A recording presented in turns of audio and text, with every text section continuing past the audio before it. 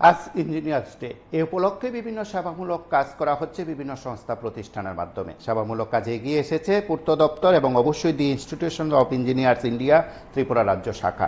আগরতলায় regional cancer সেন্টারে সেখানে রোগীদের মধ্যে ফল মিষ্টি বিতরণ করা হয়েছে। তারপর সেখান থেকে তারা নানা আয়োজনের কথা তুলে ধরেছেন এদিনের কর্মসূচিতে। সেখানে সেবামূলক কর্মসূচি নিয়ে সংবাদ মাধ্যমের মুখোমুখি হয়ে প্রতিক্রিয়া ব্যক্ত করেছেন আইইআই ত্রিপুরা রাজ্য শাখার সচিব ডক্টর প্রিয়নাথ দাস সহ অন্যান্যরা। সকলে জানিয়েছেন যে আজকের দিনটি তারা নানা সেবামূলক কাজের মধ্য দিয়ে উদযাপন করছেন এবং আপনারা প্রত্যেকে জানেন সকালে র্যালি ছিল, তারপর সেখানে সেবামূলক কর্মসূচি, তারপর সেখানে সেমিনার সহ অন্যান্য আয়োজন। এবং পিডব্লিউডির পক্ষ থেকে 58তম ইঞ্জিনিয়ার্স ডে উপলক্ষে আমরা সকালে খবর তৈরি করেছি।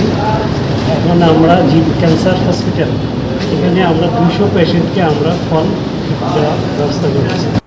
ইঞ্জিনিয়ার্স ইঞ্জিনিয়ার্স ত্রিপুরা সাথে আমাদের আছে এমআইটি, টিআইটি প্লাস ইঞ্জিনিয়ারিং ইনস্টিটিউশনগুলি আছে। প্রত্যেকটা সংগঠনের প্রতিনিধি সিট, পিট, এসএফ, ডিপ্লোমা ইঞ্জিনিয়ারিং ইনস্টিটিউশন সব মিলিয়ে আমরা আজকে এই উদ্যোগটা করেছি। এখানে আমাদের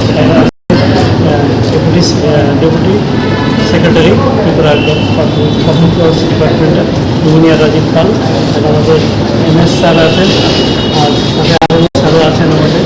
তো আমরা তাদের হাতে আমাদের জয়েন্ট টেলিভিশন প্রোগ্রাম পক্ষ থেকে এই ক্ষুদ্র প্রয়াস আমরা করেছি, আমরা তুলে দিচ্ছি আরও স্যার এবং এমএস স্যারের কাছে। ওনারা ডিস্ট্রিবিউট করবেন, আমরাও ডিস্ট্রিবিউট করবো। অটোবিহারী বাজপেয়ী রিজিওনাল ক্যান্সার হসপিটালে আছি।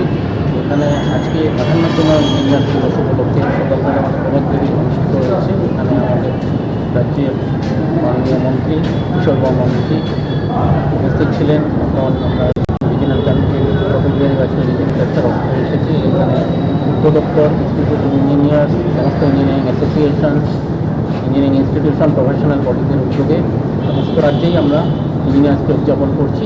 তার মেইন প্রোগ্রামটা আগরতলাতে হচ্ছে। আর আজকে আমরা এইখানে আমাদের একটা ক্ষুদ্র প্রয়াস, আমরা এখানে যারা ক্যান্সার পেশেন্ট আছেন এদেরকে কিছু ফল বিতরণ করেছি।